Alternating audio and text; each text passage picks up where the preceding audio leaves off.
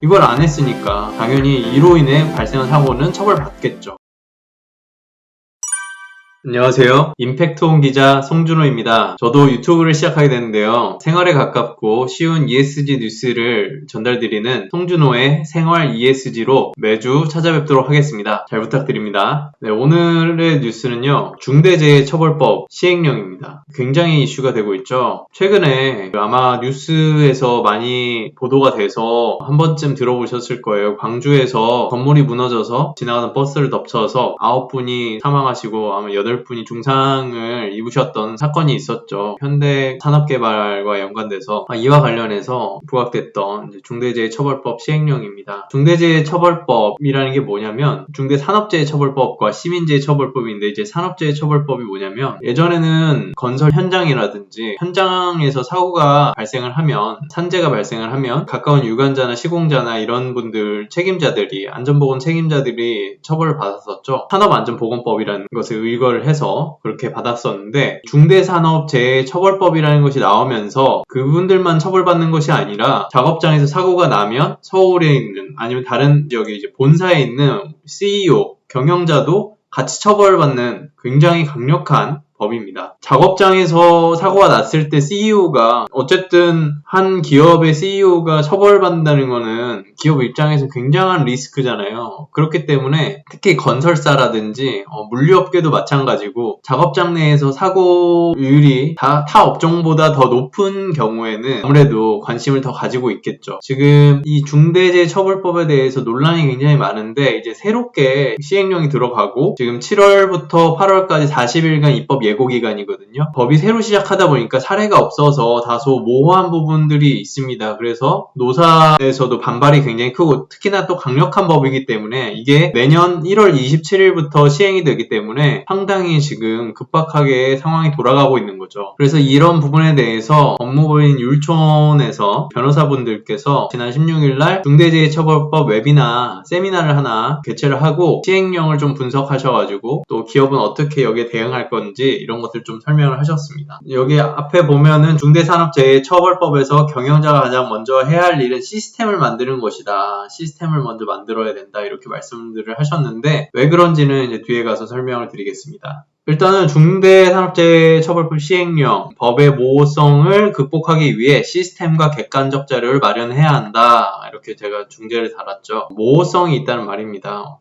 한번 보겠습니다. 율촌의 중대재해센터 부센터장 이시원 변호사는 중대재해처벌법은 산업안전보건법, 산안법과는 다른 층의 법이다 라고 설명을 했습니다. 중대재해처벌법이 정하는 안전보건 확보 의무는 산안법이 요구하는 구체적인 안전보건 조치 의무와 구분해야 한다. 기존에는 이렇게 산업안전보건법에 의해서 산재라든지 안전상의 문제들을 이 법에 의거해서 처리를 했었는데 이번에 중대재해처벌법이 나온 것은 이제 안전보건 확보 의무가 또 이제 산안법에서 얘기하는 것과는 좀 다르게 이해를 해야 한다 이렇게 설명을 하고 계신 겁니다. 이 변호사는 현재 산업 규모나 업종이 너무 다양하고 사례가 부족하기 때문에 중대재해처벌법이 모호한 부분이 있는 게 사실이고 앞으로 사례가 쌓이면서 보완될 것이라고 전망을 했습니다. 이게 어떤 게 좀 모호하냐면 그 표현 중에 이제 법률이 정하는 수준에서 아니면 적정한 이런 표현들이 있고요. 좀 다양한 부분에 있어서 해석을 필요로 하고 어느 정도 수준이 이제 모호한 그런 부분들이 있기 때문에 지금 유관 기관이라든지 업계에서는 사실 반발이 상당히 좀 심한 편입니다. 그래서 이 변호사는 중대재해처벌법의 모호성을 극복할 방법을 좀 제시를 했는데 의사결정의 합리성과 객관성을 확보하는 나름의 시스템과 프로세스의 마련을 위한 노력이 필요할 것이다. 이것도 모호하게 들리지만 사실 그런 게 아닙니다. 이제 처벌법 자체의 모호성이 있기 때문에 그럼 어떻게 해야 되느냐. 회사 시스템적인 이 산업 안전 관련해서 작업장 안전에 관리해서 이를 어떻게 처리할 것인가 하는 그런 구체적인 시스템을 만들어서 어떤 방식으로 작업장에서 문제가 터졌을 때 해결을 하느냐, 어떤 절차로 해결을 하느냐 이런 시스템을 만들어라 라는 의미입니다. 시스템에 해당하는 것이 이제 안전보건 관리 체계라고 보는데요. 시행령은 안전보건 목표 또는 경영 방침을 설정할 것을 요구하고 있다. 그리고 그 달성과 준수 여부까지 규정하지 않는다. 그 말은 시행령에서는 일단은 이 안전보건 목표 어떻게 우리 작업장에 어떤 수준으로 노동자, 작업자의 안전을 보호할 것인가, 그리고 어떤 방식으로 할 것인가, 이 경영 방침을, 시스템을 만들어라 라는 것을 얘기를 하고 있습니다. 그리고 시행령 2호는 사업장의 특성을 고려한 유해 위험을 점검하고 개선 업무 처리 절차를 마련하는 이행 상황을 점검하라 라고 얘기를 하고 있습니다.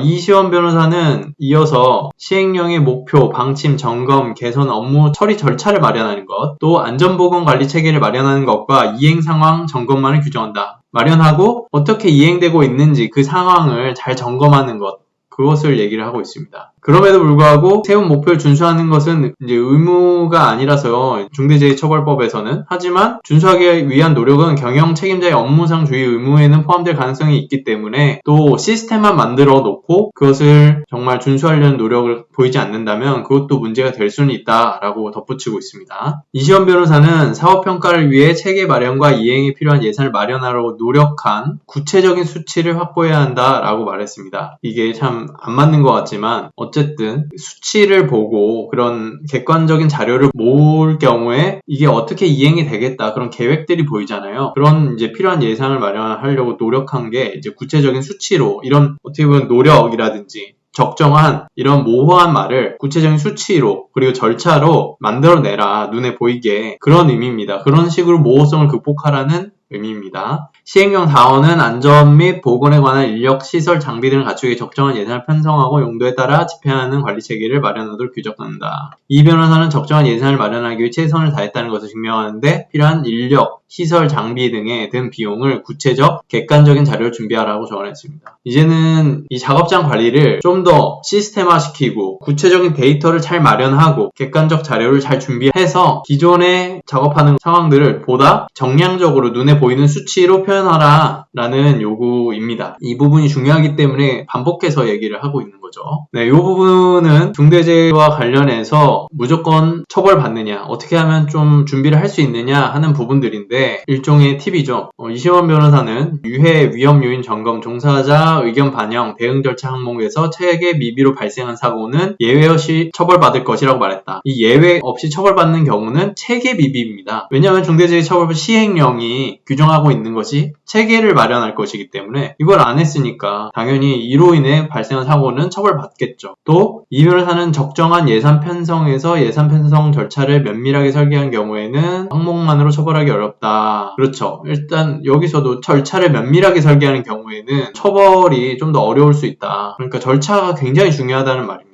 그는 수급인 등 안전보건 역량 등 항목에서 기업은 조사기관이 아니기 때문에 경영자는 보고받을 때 제출된 자료를 믿을 수밖에 없다. 체크리스트와 질의서를 활용한 안전보건 역량 점검 및 증빙자료 검토 등이 이루어졌다면 이 항목만 처벌받지는 않을 것이다. 이게 무슨 말이냐면 작업장 관련해서 여러가지 하도급이라든지 유관 다른 이제 업체들이 있을 건데 보통 이런 상황은 아까 말씀드렸듯이 건설사나 이런 일을 주는 곳에서는 시스템을 만들어서 이행 상황을 점검하는 것이 의무죠. 그와 관련해서 기업 자체는 다른 업체의 그 정보에 대해서 직접 조사할 검찰이나 이런 조사기관이 아니기 때문에 그런 권한이 없습니다. 그래서 자료를 받아서 그런 것들을 판단해야 되기 때문에 사고가 그런 부분에 터져도 체크리스트나 질의서를 통해서 활용을 하고 또 그런 절차들이 완벽하고 좀 면밀하고 그렇게 되어 있다면 처벌이 좀 어려울 수 있겠다라는 얘기입니다. 그럼 아까 말씀드렸던 안전보건관리 시스템, 이 절차를 어떻게 만들까?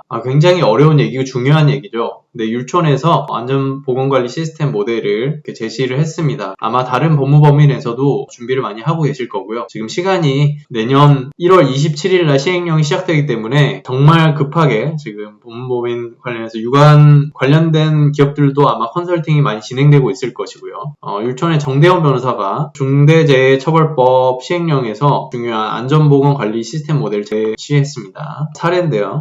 이거는 이제 다시 보면 설명드리겠습니다. 정대원 변호사는 안전보건 전담 조직을 먼저 세우는 것이 필요하다. 이 안전보건 전담 조직만의 관리가 어려운 대기업은 CSO를 두는 방법도 얘기했다. 정 변호사는 안전보건 체제의 단위별 할 일과 관계를 설명하고 안전보건 전담 조직은 안전보건 제도와 절차를 마련하고 사업장이 이를 준수하도록 돕는 역할을 한다. 그렇죠. 지금 여기서 핵심이 여기 있는 안전보건 전담 조직입니다. 아까 말씀드렸듯이 여기 사업부서, 이 각 작업장들이 있고 사업장들이 있죠. 그 현장에도 각각의 사업부서 안전관리 조직들이 있습니다. 이분들이 데이터를 모으고 위에서 아까 말씀드렸듯이 경영책임자부터 시작해서 안전보건 전담 조직으로 인해서 산업재해라든지 이런 중대산업재해 문제와 관련한 절차들이 마련이 되고 그 절차들을 각 사업장, 작업장에 전달을 해서 그것을 준수하도록 이제 얘기를 하는 게 안전보건 전담 조직의 역할인데요. 사업부서 안전관리 조직은 그것을 잘 이행을 하고 이행됐다는 자료들, 그런 것들을 정리해서 안전보건 전담 조직에 보고하게 되어 있습니다. 그래서 아까 말씀드렸던 것처럼 이것을 조사할 수는 없습니다. 조사할 수는 없고 조사기관이 아니기 때문에 구체적인 내부 자료를 요구할 수는 없으나 보고 체계를 통해서 간다면 처벌받기 어렵다라는 거죠. 이제 안전보건 전담 조직 같은 경우에는 그러면 이 CSO는 있을 수도 있고 없을 수도 있습니다. 근데 보통 대기업 같은 경우에는 이제 전담 조직만으로도 운영이 어려우면 이렇게 책임자를 따로 두라는 얘기죠. 그래서 안전보건 전담 조직이 CSO에게 이행 결과를 보고하면 그걸 또 안전보건 전담원이 평가를 하고 그 평가한 결과를 CSO에게 전달을 하면 그리고 필요한 일을 해결하기 위한 문제를 해결하기 위한 적정 인력과 예산을 산출해서 CSO에 전달을 하면 CSO는 이걸 정리해서 경영 책임자 CEO에게 보고를 하게 되어 있습니다. CEO는 일통해서 대책을 세워야겠죠. 그러면 어떻게 할 것인가 경영 방침에 따라서 조치를 이행하고 보완을 지시하면 CSO에게 전달을 하고 CSO는 안전보건 전담 조직에 전달을 하고 또 이게 또 사업장으로 가는 거죠. 이런 식으로 순환 구조를 가지게 되는 겁니다. 그럼 여기 옆에 빨갛게 나와 있는 안전보건 경영위원회는 또 무엇이냐라는 거죠. 안전보건 경영위원회는 이런 절차들이 있을 때 우리가 기업을 운영할 때 사회이사를 두는 이유가 기업의 경영 또 의사결정 과정을 감시하고 그 객관성과 투명성을 보장하기 위해서 이렇게 감시기관을 어떻게 보면 또 심의기관을 세우잖아요. 그것과 같은 겁니다. 안전보건 경영위원회는 이렇게 경영책임자와 관련해서도 방침과 어떤 안건을 만들면 이렇게 보고받은 내용으로 이것을 안전보건 경영위원회에 전달을 합니다. 그러면 경영책임자가 내린 방침과 조처가 적정한가 이런 것들을 안건을 심의하게 되어 있습니다.